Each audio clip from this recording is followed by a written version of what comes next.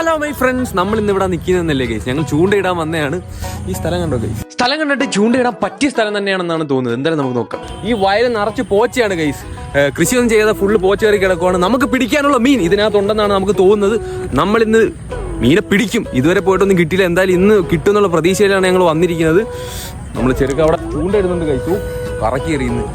ഇന്ന് എന്തായാലും പൊക്കിയിരിക്കും ഒരെണ്ണത്തിനെങ്കിലും.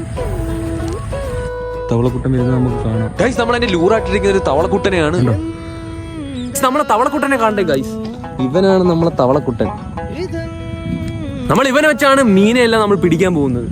സത്യം പറഞ്ഞാൽ ഈ സ്ഥലം ഭയങ്കര ഫീലാണ് ഗൈസ്. കാരണം ഈ ദുബായ്, സൗദി അങ്ങനത്തെ സ്ഥലങ്ങളിൽ പോയി കഴിഞ്ഞാൽ ഫുള്ള് ഒരു കാപ്പിപ്പൊടി മയമായിരിക്കും. പക്ഷെ ഇവിടെ ഒരു പച്ച മയം ആയിട്ട് നിന്ന് കറക്കുന്നുണ്ട്. ബട്ട് ഒന്നും കിട്ടിയില്ല ഗൈസ്. അപ്പോഴാണ് അവിടെ താമര വിച്ചാൻ വന്നൊരു ചേട്ടനെ ഞങ്ങൾ കണ്ടത്.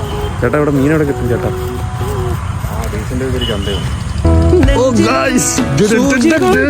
ഗൈസ് ഇവിടെ